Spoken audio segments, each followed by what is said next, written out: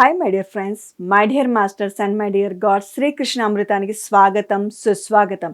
ఇప్పుడు మనము 70వ ఎపిసోడ్కి అడుగు పెట్టబోతున్నాం. మరి ఇటువంటి గొప్ప ధ్యాన జ్ఞాన మార్గాన్ని అందించినటువంటి బ్రహ్మర్షి పితామహ పత్రిజీ గారికి, పత్రి మేడం గారికి, సదానంద గారికి, భగవద్గీతకు శ్రీకృష్ణ పరమాత్మని కృతజ్ఞతలు చెప్పుకుంటూ మరొక అద్భుతమైన శ్లోకంతో మనం ఇప్పుడు మొదలు పెట్టుకుందాం. భగవద్గీత 5వ అధ్యాయము 18వ శ్లోకము. విద్యా వినయ సంపన్నే బ్రాహ్మణే గవిహస్తిని సునిచైవ స్వపాకే చ పండిత సమదర్శినః. చిన్న చిన్న పదాలతో పలికిస్తాను, శ్రద్ధగా పలకండి. విద్యా వినయ సంపన్నే బ్రాహ్మణే గవిహస్తిని శునిచైవ స్వపాకే చ పండిత సమదర్శినః. తాత్పర్యము: విద్య వినయాలు గల బ్రాహ్మణుడు, చండాలుడు, ఆవు, కుక్క, ఏనుగు మొదలైన జంతువులు అన్నిటి పట్ల కూడా సమదృష్టి కలవాడే పండితుడు. మరి విద్యా వినయాలు గల బ్రాహ్మణుడి పట్లైనా, చండాలుడి పట్లైనా అంటే మాంసం తినేటువంటి చండాలుడి పట్లైనా, ఆవు పట్లైనా, కుక్క పట్లైనా, ఏనుగు మొదలైన జంతువులు అన్నిటి పట్ల కూడా సమదృష్టి కలవాడు. మరి దీని యొక్క అంతరార్థమేమి, మూలమేమి? జంతువుని, చండాలుణ్ణి, బ్రాహ్మణ్ణి అందరిని సమదృష్టితో చూడాలా అనేటివి కదా మన అనుమానాలు. మరి ఎందుకు శ్రీకృష్ణ పరమాత్మ అందరినీ సమానంగా చూడమంటున్నాడు అనేది ధ్యాన వివరణలో గురువుగారు బ్రహ్మర్షి పితామహ పత్రిజీ మనకి చక్కగా వివరించారు. ఆ వివరణ నేను మీకు ఇప్పుడు అందిస్తాను, ఓకేనా? ధ్యాన పండితుడు అంటే ఆత్మజ్ఞాన విశారదుడు. పండితుడు అంటే ఏమి? సత్యం తెలిసినవాడు, ఆత్మ జ్ఞానం తెలిసినవాడు. శరీరం అశాశ్వతం, ఆత్మ శాశ్వతం అని తెలుసుకున్నవాడు. అంతేకాకుండా నాలో ఉండేది ఆత్మ అంటే పరమాత్మ ఆత్మరూపైన నాలో ఉన్నాడు, నేను భగవంతుని, నేను పరమాత్మని, నేను ఆత్మస్వరూపుడిని అని తెలుసుకున్నవాడు. నా చుట్టూ ఉన్న సమస్త సృష్టి పరమాత్ముడే, ఆత్మరూపైన సమస్త సృష్టి విరాజిల్లుతుంది అని తెలుసుకున్నవాడు పండితుడు. ఎలా? ఇప్పుడే చెప్పుకున్నాం కదా గత శ్లోకాల్లో. శరీరముని చూసి మనం ఏమనుకుంటాం? నేను నేను అనుకుంటున్నాం. ఇది శరీరం నేను కాదు, నేను అంటే ఆత్మ. చూడండి, బాగా గుర్తుపెట్టుకోవాలి మనం ఈ విషయాన్ని. శరీరంని పట్టుకొని నేను నేను అనుకుంటున్నాం. ఈ శరీరంలో ఎప్పుడైతే నేను వైదొలిగిందో ఈ శరీరం ఏమైపోతుంది? శవం అవుతుంది. దీనిలో ఏముంది? ఆత్మ ఉంది. అలానే సమస్త సృష్టిలో ఆత్మ ఉందా లేదా? చూడండి, ఒక కుక్క తిరగలాడుతుంది, ఒక చేప నీటిలో ఈదగలుగుతుంది, అందులో ఏముంది? ఆత్మ ఉంది. ఒక్కసారి ఆ కుక్కలోని ఆత్మ వైదొలిగిన, చేపలోని ఆత్మ వైదొలిగిన అవి ఏమైపోతాయి? కళేబరంగా ఉంటారు. జంతువు చనిపోయి పడిపోయింది అనుకోండి రోడ్డు పక్కన, ఆ కళేబరాన్ని తీసేయండి అంటారు. మనకి మానవుడు చనిపోతే ఈ శరీరం ఏమవుతుంది? శవం అవుతుంది. అదే కుక్కో, నక్కో, గాడిదో చనిపోతే కళేబరం అంటారు. మరి కళేబరానికి ముందు ఏముంది? అది కదులుతుంది, తిరుగుతుంది, తింటుంది. అది అప్పుడు ఏమన్నారు? అర్థమేమి? అందులో చైతన్యం ఉంది. చైతన్యము అంటే ఆత్మ ఉంది. మరి నేను ఆత్మస్వరూపుణ్ణే అయినప్పుడు సమస్త సృష్టిలో ఉన్నటువంటి అంటే భగవంతుని సృష్టి 84 లక్షల జీవరాశులు, ఖనిజంలోనూ, వృక్షంలోనూ, జంతువులోనూ, మానవుడిలోనూ ఆ పరమాత్ముడు ఉన్నాడు. ఏ రూపంలో ఉన్నాడు? చైతన్య రూపంలో ఉన్నాడు. చైతన్యము అంటే కదలిక.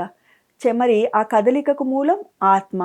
ఆత్మ ఉంది కాబట్టి నాలో ఉన్నాడు భగవంతుడు, నీలో ఉన్నాడు, సర్వాంతర్యామి అయి ఉన్నాడు. ఇప్పుడు చెప్పండి, మరి పండితుడు అంటే ఏమి? ఆత్మజ్ఞాన విశారదుడు. ఈ విషయాలన్నీ అవగతం చేసుకున్నవాడు, ఆచరిస్తున్నవాడు అని అర్థం. అందరినీ ఆత్మస్వరూపకంగా సమానంగా చూసేవాడు.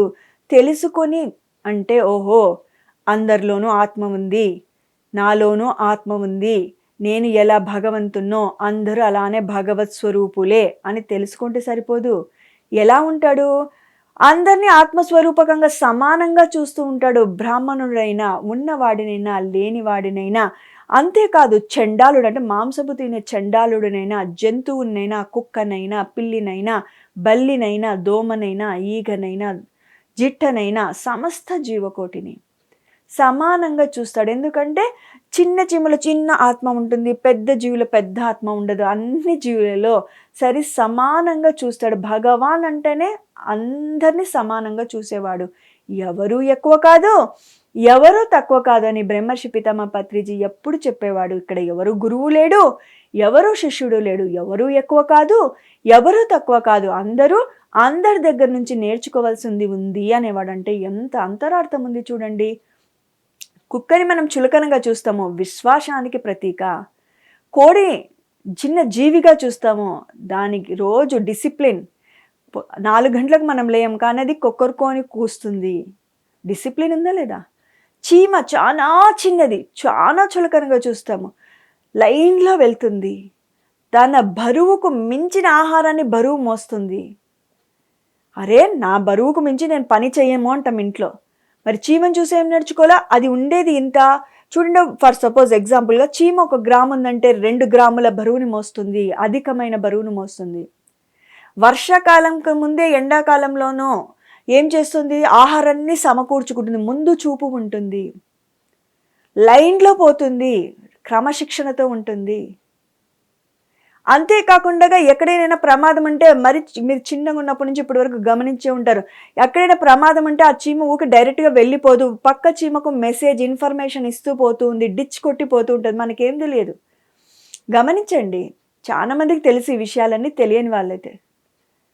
మరి సమస్త జీవకోటిలో ప్రతి ఒక్కరి నుంచి నేర్చుకోవాల్సింది. చెట్టు దగ్గరికి వస్తే చూడండి, రాయి తీసుకొని కొట్టిన బాలుడికైనా పండు ఇస్తుంది, యజమానికైనా పండు ఇస్తుంది. మరి ఎవరైతే అక్కడ వ్యవసాయం చేస్తూ తన యోగక్షేమాలు చేసుకుంటుంటాడో ఆ కాపరికి కూడా పండు ఫలాలను ఇస్తుంది. అరే వీడు రాయి వేసి కొట్టాడు, నేను నీకు ఇవ్వను అని అన్నాడు. ఎవరైతే అక్కడ వ్యవసాయం చేస్తూ మంచిగా నీళ్లు పోస్తూ సంరక్షిస్తుంటాడో ఈయనకు ఎక్కువగా పళ్ళు ఇస్తామనుకోడు. యజమానే కదా ఇంకొంచెం ఎక్కువగా ఇస్తామనుకోదు. ఎవరికైనా కానీ సమానంగా చూస్తుంది వృక్ష సామ్రాజ్యం. మరి ఇవన్నీ మనం మన చుట్టూ ఉన్న వాళ్ళ నుంచి నేర్చుకోవాలా లేదా? అందుకనే గురువుగారు అందరి దగ్గర నుంచి నేర్చుకోవాలి అని అనేవారు. ఇక్కడ ఎవరు ఎక్కువ కాదు, ఎవరు తక్కువ కాదు. ఎందుకు? అందరూ ఆత్మస్వరూపులే. ఈ విషయాలు ఎవరికి తెలుస్తాయి? పండితుడికి తెలుస్తాయి. తెలిసినట్లు కాదు, ఆ విధంగానే ఆయన అందరి పట్ల భావన కలిగి ఉంటాడు. అలానే వారితో ప్రవర్తిస్తూ ఉంటాడు, ఆ భావనతోనే మెలుగుతూ ఉంటాడు. ఎవరు? పండితుడు. పండితుడు అంటే సమత్వ భావన కలిగి ఉండడము, ఎవరిని ఎక్కువ కాకుండా తక్కువ కాకుండా చూడడం, పొంగిపోకుండా కుంగిపోకుండా ఉన్నవాడు, సమస్థితిలో ఉన్నవాడు, సమభావనలో ఉన్నవాడు పండితుడు అంటారు. పండితుడు అంటే వ్యాకరణ పండితుడు, సంస్కృత పండితుడు కాదు. మనం ఏమనుకుంటాము, బాగా సంస్కృతము తెలిసేమో, లేకపోతే భగవద్గీత బాగా పారాయణం చేస్తాడేమో, లేకపోతే హిందీ బాగా మాట్లాడతాడేమో, ఇంగ్లీష్ బాగా వచ్చేమో, సంస్కృతం పండితుడు కాదు. పండితుడు అంటే ఆత్మ జ్ఞాన విశారదుడు అని అర్థం. విద్యతో వినయంతో కూడుకున్న బ్రాహ్మణుడు అంటే విద్యా వినయంతో కూడుకున్నవాడైనా, అంటే నిర్గుణ ప్రకాశుడైనా, నిర్గుణ అంటే గుణాలకు అతీతంగా ఉండేవాడు. శుద్ధ సాత్విక గుణ సంపన్నుడైన, శుద్ధ సాత్వికం అంటే నమ్మకం, విశ్వాసం అలాంటిది. మరి ఆవు లాంటి వారైనా, సాత్విక గుణ ప్రధానమైన ఏనుగు లాంటి వారైనా, నేను బాగుండాలి నువ్వు బాగుండాలని సాత్విక గుణం. మరి అలాంటి ఏనుగు వారైనా, రజోగుణం కలిగిన కుక్క లాంటి వారైనా అహంకార రహితం. కుక్క మాంసం వండుకొని తినే అత్యంత తమో గుణం కలిగిన చండాలుడైన స్వార్థపూరితమైనటువంటి జన్మ, అంటే అటువంటి ప్రవర్తన. ఏ గుణం కలిగిన వారైనా పండితుడికి సమానమే. ఇటువంటి గుణాలు ఏవి కలిగినా కూడా పండితుడికి ఎలా ఉంటుంది? అందరూ సమానమే. చూడండి, ప్రాపంచికంగా ఉన్నవాడిని బాగా గౌరవిస్తారు, లేని వాడిని చులకనగా చూస్తారు. ఏదైనా పదవి ఉందనుకోండి, వారితో మనకు అవసరం పడిందనుకోండి, ఎలా ప్రవర్తిస్తామో, వారి ప్రతి మాటకు, వాళ్ళ ప్రతి అడుగుకు మడుగులు ఒత్తుతూ ఉంటాము. ఎన్నో విషయాలు బయట మనం గమనిస్తూనే ఉంటాము. ఎలా ఉంటుంది మన ప్రవర్తన? ఉన్నవారితో ఒక రకమైన ప్రవర్తన, లేని వారితో ఒక రకమైన ప్రవర్తన. పండితుడు ఎలా ఉంటాడు? అందరినీ సరిసమానంగా చూస్తాడు. లేనివాడు పిలిచినా పలుకుతాడు, ఉన్నవాడు పిలిచినా పలుకుతాడు. ఈడ బాగా గుర్తుపెట్టుకోండి, పండితుడు అందరినీ దైవ స్వరూపకంగా చూస్తున్నాడని, లేనివాడిని బాగా హక్కున చేర్చుకొని, ఉన్నవాడు వీడికి బాగా ఉంది, వీడికెందుకు నేను సహాయం చేయాలి అనుకోడు. ఎందుకంటే ఉన్నవాడిలోనూ ఆత్మస్వరూపాన్ని చూస్తాడు, లేనివాడిలోనూ ఆత్మస్వరూపాన్ని చూస్తాడు. మరి ఈ విధంగా మనము సమస్త సృష్టిలోనూ ఏం చూడాలి? భగవంతుణ్ణి చూడాలి. మరి ప్రతి జీవిలోనూ భగవంతుడు ఉన్నప్పుడు, చేపలోను, కుక్కలోను, మేకలోను ఉన్నప్పుడు వాటిని చంపి తింటే ఎవరిని చంపి తింటున్నట్టు అని ప్రశ్నించాలి. ఇక్కడ మనకు మనం ప్రశ్న వేసుకుందాం. మరి పరమాత్ముడు అందరిలో ఉన్నాడు. ఎలా ఉన్నాడు? ఆత్మరూపైన ఉన్నాడు. ఇప్పుడే ఇక్కడ చెప్పుకున్నాం కదా, పండితుడు అంటే ఆత్మజ్ఞాన విశారదుడు, అందరినీ ఆత్మస్వరూపకంగా సమంగా చూసేవాడు అని. అందరిని ఎలా చూస్తున్నాడు? ఆత్మస్వరూపకంగా చూస్తున్నాడు. అందరిని ఎలా చూస్తున్నాడు? సమానంగా చూస్తున్నాడు. ఎక్కువ లేదు, తక్కువ లేదు. వీటికి శక్తి తక్కువగా ఉంది, కోడినని చంపేస్తున్నావు. జిహ్వ ఆనందం కోసం వాటిని నువ్వు భుజిస్తున్నావు. మరి ఎవరిని చంపుతున్నట్టు? ఆత్మరూపైన ఆ కోడి నీకు కనిపించడం లేదు, ఒక జీవిలాగా కనిపిస్తుంది. దాన్ని చంపుతున్నావంటే, దానికి బాధ కలిగిస్తున్నావంటే, దానికి కష్టం కలిగిస్తున్నావంటే, దానికి భయాన్ని కలిగిస్తున్నావంటే ఎవరికి కలిగిస్తున్నట్లు? పరమాత్మని కలిగిస్తున్నట్టే. ఆ పాపం ఎవరు భరించాలి? ఎవరము చేస్తే వారే అనుభవించాలి. ఇవన్నీ ఇక్కడ మనకి తెలుసుకుంటూ వచ్చాం. అందుకని పండితుడు ఎలా ఉంటాడో అందరినీ సరిసమానంగా చూస్తాడు. బ్రాహ్మణుడైనా, కుబేరునైనా, బీదవాడినైనా, స్త్రీనైనా, పురుషుడినైనా, ఉన్నవారినైనా, లేనివారినైనా, అనారోగ్యం ఉన్నవాడినైనా, ఆరోగ్యం ఉన్నవాడినైనా, ఇంకా చెప్పాలంటే బ్రాహ్మణుడైనా, చండాలుడినైనా, ఆవునైనా, కుక్కనైనా, ఏనుగైనా, సమస్త జీవిని సమభావనతో చూసేవాడే పండితుడు అవుతాడు. వాడికే బ్రహ్మర్షి పితామహ పత్రిజీ సార్ అనేవాడు, నువ్వు తెలుసుకుంటే ఆనందంగా జీవిస్తావు, తెలియకపోతే నీకు నచ్చినట్లు జీవిస్తావు. ఆ నచ్చినట్లు జీవించే క్రమంలో నువ్వు తెలియని యొక్క మురికి కూపంలో పడిపోతావు, పాపపు కూపంలో పడిపోతావు అని చెప్పేవారు. అంతే కదా. ఆత్మజ్ఞానం తెలియకపోతే ఏమనుకుంటాం? వీళ్ళు నా వాళ్ళు, నేను బాగా చూసుకోవాలి, వీళ్ళు పరాయి వాళ్ళు, వీళ్ళు ఏమైపోతే నాకేమి అని అనుకుంటాం. అదే ఆత్మజ్ఞానం అంటే ఏం చూస్తావు? నా వాళ్ళంటూ లేరు, పరాయి వాళ్ళంటూ లేరు, అందరూ దైవ స్వరూపులే అని చూసినప్పుడు ఎవ్వరికి ఏ హాని తలపెట్టడానికి నువ్వు జంకుతావు. ఎందుకంటే అక్కడ కనిపించేది పరాయితనం కాదు, దైవత్వం కనిపిస్తుంది. భగవంతుడు అన్నిట్లోనూ ఆత్మరూపైన విరాజిల్లుతున్నాడు అన్న జ్ఞానం తెలిసినప్పుడు నీకు శత్రువు అనేవాడు ఉండడు, మిత్రులే ఉంటారు. అందరూ మిత్రత్వంగానే కనిపిస్తారు. జంతువైనా, మనిషి అయినా, మొక్కైనా అన్నిటిలోనూ ఆ భావనతోనే ఉంటాము. ఇంకా ముందుకు వెళ్దాం, ఏం చెప్తున్నారు శ్రీకృష్ణ పరమాత్మ చూద్దాం. అత్యంత తమో గుణం కలిగిన చండాలుడైన ఏ గుణం కలిగిన వారైన పండితుడికి సమానమే. ఓకే, అదేవిధంగా మనిషి అయినా, జంతువైనా అందరినీ సమదృష్టిలో చూడగలిగేవాడు పండితుడు. మనిషికి హాని చేస్తాడా? అదే జంతువుకైతే వాటిని చంపి రకరకాల వంటకాలు చేయించుకొని తింటాడు. మరి మనిషిని చంపుతావా? అది క్రైమ్, పోలీస్ స్టేషన్లో వేస్తారు. మనము అక్కడ కూర్చొని మనము కర్మని, అదే శిక్షను అనుభవించాల్సి వస్తుంది. కోర్టులు, జడ్జిలు శిక్ష, ఉరి శిక్ష ఇవన్నీ అనుభవించాల్సి వస్తుంది. మనిషి జోలికి పోడు. జంతువు ఏమనలేదు కదా, అది పాపం తప్పించుకోలేదు. బలవంతుడివి. ఒకటి గుర్తుపెట్టుకోండి, ఎవరైనా మనకు వచ్చి కష్టం కలిగిస్తే, నష్టం కలిగిస్తే ఏం చేస్తాం? పరమాత్మనికి విన్నయించుకుంటాం. ఏమని? పరమాత్మ కాపాడు, కాపాడు, ఈ దుర్మార్గం నుంచి, ఈ రాక్షసు నుంచి నన్ను కాపాడు అని అంటాం. మరి జంతువుల్ని బంధించి బోన్లో వేసి ఆ కేజీలో పెట్టేసి వాటిని చంపడానికి నువ్వు సంసిద్ధం చేసినప్పుడు అవి కూడా భగవంతునికి మొరపెట్టుకుంటుంటాయంట. కొక్కరుకో అంటే నీకు అర్థం కాకపోవచ్చు, కానీ భగవంతునికి అన్ని భాషలు వచ్చు. మనకు చైనీస్ రాదు, జపనీస్ రాదు, హిందీ రాదు, ఇంగ్లీష్ రాదు. తెలుగు ఒకటో, హిందీ ఒకటో, ఇంగ్లీషో, లేకపోతే మహా అంటే 2-3 భాషలు వస్తాయి. సృష్టిలో ఎన్ని భాషలు ఉన్నాయో అన్ని భాషలకు, అన్ని భావాలకు, అన్ని భావనలకు, అన్నిటికీ గుర్తు భగవాన్కి అన్నీ తెలుసు. ఎందుకంటే ఆ సృష్టించినదే ఆయన కదా. తెలుగు సృష్టించినది ఆయన, హిందీ సృష్టించినది, సమస్తని సృష్టించినది తనే. మరి తనకు తెలియదంటూ ఏదీ లేదు. మరి ఆ కోడి భాష అయినా, మేక భాష అయినా ఎవరికి తెలుస్తుంది? ఈ సృష్టిని సృష్టించిన సృష్టికర్తకు తెలుస్తుంది. ఏమని మొరపెట్టుకుంటుంది?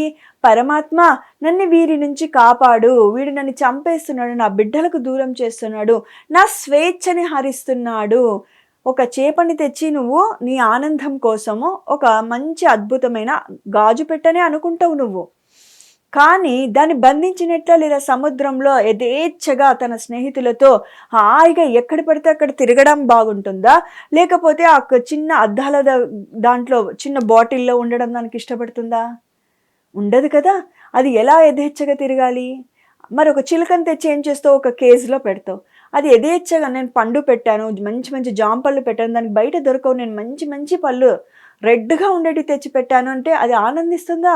ఆనందించదు. నీకు అంత ప్రేమ ఉంటే ఒక పండు నీ కిటికీలోనో లేకపోతే పైన ఒక ఓపెన్ ప్లేస్లోనో పెట్టు, నీకు దాని మీద మమకారం ఇష్టం ఉంటే. అంతేగాని దాన్ని తెచ్చి నువ్వు స్వేచ్ఛని హరించే హక్కు మనకు లేదు. చాలామంది పావురము చంపి దాని రక్తం తీసుకొని పక్షవాతం వచ్చిన చోట పూస్తూ ఉంటారు.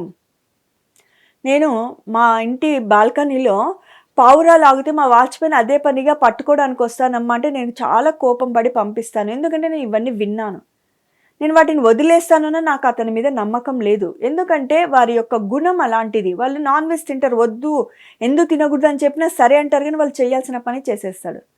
అబ్బాయి వాటిని తీయించి ఆ రక్తంతో అమ్మేస్తే అంటే ఈ ఎవరైతే పక్షవాతం వచ్చిందో ఆ స్థలంలో ఆ ప్లేస్లో ఆ యొక్క అవయవానికి పట్టిస్తే తొందరగా కోలుకుంటారు అనేది చెప్తూ ఉంటారు. నీ బాగు కోసము దానిని మృత్యువాత పడనిస్తున్నావు, ఎంతవరకు ధర్మము? చూడండి, ఒక మానవుడి ఆహారంతో ఇంకొకరికి ఆరోగ్యవంతులు అవుతారు అంటే మనల్ని చంపడానికి వస్తే సంసిద్ధంగా ఉంటావా? పోలీస్ రిపోర్ట్ ఇస్తావు, నిన్ను నువ్వు సంరక్షించుకుంటావు, నువ్వు తలబడతావు. పావురం తలబడలేదనే కదా, తన్ను తాను రక్షించుకోలేదనే కదా మనం వాటిని చంపి మనం లబ్ధి పొందాలనుకుంటున్నాం. దాని మృత్యువు మన లబ్ధి అంటే మనం బతికి ఉండడం అనవసరం అని మనం గట్టిగా చెప్పుకోవచ్చు. అంటే ఒకదాన్ని చంపి ఒకదాన్ని బాధ పెట్టి ఒకదానికి అన్యాయం చేసి ఒక జీవికి మనం బాగుండాలంటే ఎంతవరకు ధర్మము? ఇప్పుడు చెప్పండి. ఇలాంటివి మన చుట్టూ ఎన్ని జరుగుతుంటాయి? జిహ్వానందం కోసం కోళ్ళు, చేపలు, రొయ్యలు, పీతలు తింటామో, ఒక జీవిని చంపి దాని నుంచి వచ్చే రక్తాన్ని దానివల్ల మందులు తయారు చేస్తారు. ఒకవేళ ఏదైనా మందు తయారు చేయాలంటే ముందు ప్రయోగం ఎలకల మీద చేస్తారు, కప్పల మీద చేస్తారు. మరి వీటన్నిటిని చేసేది ఆ కర్మఫలం ఎవరు అనుభవిస్తాము? మానవుడు అనుభవిస్తాడు. భూకంపాల ద్వారా, ప్రళయాల ద్వారా, సునామీల ద్వారా ఇవన్నీ రావడానికి కారణం వీటన్నిటి ఘోష. మరి పండితుడైన వాడు అన్నిటిని సరి సమానంగా చూసినప్పుడు తను చావనన్న చేస్తాడు, కానీ వాటి రక్తంతో వీటి మాంసంతో వాడు ఆరోగ్యాన్ని తెచ్చి పెట్టుకోడు, కొని తెచ్చి పెట్టుకోడు, కోరి కర్మను కొనడు. ఇది పండితుడికి అంటే జ్ఞానం ఉన్నవాడికి, ఆత్మ జ్ఞానం ఉన్నవాడికి, ఆత్మ జ్ఞానం లేని అజ్ఞానికి తేడా. మరి సమస్త మానవాళి పండితుడు కావాలి. పండితుడు అంటే సంస్కృత పండితుడు అని కాదు, సమభావన కలిగినవాడు, సమస్థితిలో ఉన్నవాడు, నిష్కామ కర్మ ఆచరిస్తున్నవాడు అని దీని అర్థం అన్నమాట. ఓకే, అందరినీ సమదృష్టిలో చూడగలిగిన వాడే పండితుడు. ఆ విధంగా సకల ప్రాణకోటిని సమంగా చూడలేనివాడు పామరుడు. చూడండి, పామరుడు అంటే తిట్టు కాదు, అంటే తనకి జ్ఞానము లేదు, తనకు నచ్చిన ఆహారాన్ని తింటున్నాడు, డబ్బు ఉంది నేను కొంటున్నాను అంటున్నాడు. చంపేవాడిది పాపం నేను కాదు కదా చంపుతుండేది, నేను కొట్టులో వెళ్ళి కొనుక్కుంటున్నాను అని వాదించేటోళ్ళు ఉన్నారు.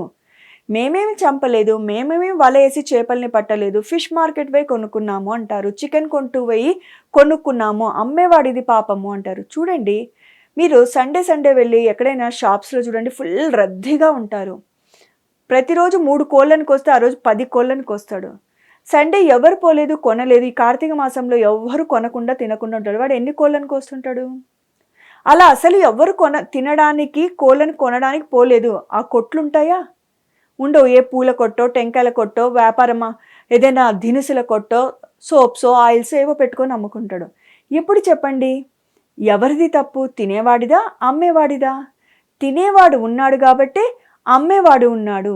దీన్ని బట్టి మనం అర్థం ఏం చేసుకోవాలి? సమదృష్టి. మరి అజ్ఞాని ఎలా ఉంటాడు, పామరుడు ఎలా ఉంటాడు, తనకి ఇవన్నీ తెలియవు, ఏమన్నా ఇలా మూర్ఖంగానే ఆలోచిస్తారు. ఇంకా ఏమంటారంటే పామరులు, మీరు చెట్లను తినొచ్చా, కాయల్ని తినొచ్చా, పండ్లను తినొచ్చా, వాటికి కూడా ప్రాణం ఉంటుంది కదా, చెట్టుకు ప్రాణం ఉంది కదా. Right, your right, wonderful. మరి చూడండి, బాగా సృష్టిలో ఒక ధర్మం ఉంది. సృష్టించే శక్తి ఉన్నవాడికే భక్షించే అర్హత ఉంది.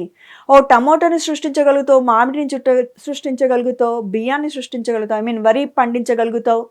ఏ సమస్తంలో ఏ చెట్టు నుంచి ఏ ఫలమైనా, కాయైనా, పండైనా, లతైనా, తీగైనా, పువ్వులైనా, దినుసులైనా ఏవైనా నువ్వు సృష్టించే శక్తి మానవుడికి ఉంది కాబట్టి భక్షించే అర్హత ఒకటి ఉంది. First point. మీరు టమోటా తెంపినంత మాత్రాన, మామిడి తెంపినంత మాత్రాన చెట్టు పడిపోదు.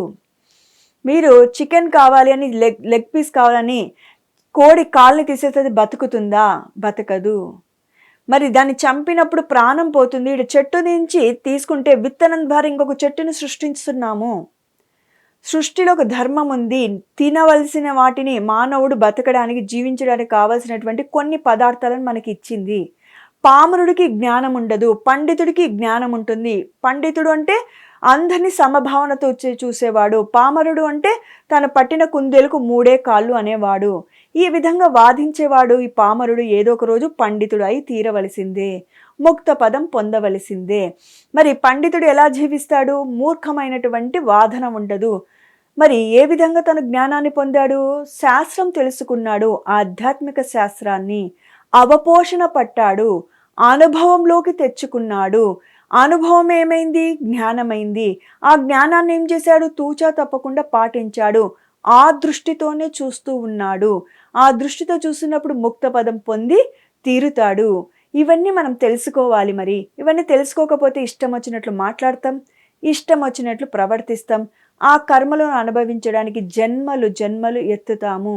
అవి కష్టాలైతే మరు జన్మలో బాధలుగా, అనారోగ్యాలుగా, అవమానాలుగా, జీవితం బహుభారంగా ఉంటుంది. మరి ఇవన్నీ తెలుసుకోవాలంటే భగవద్గీతని చదవాలి.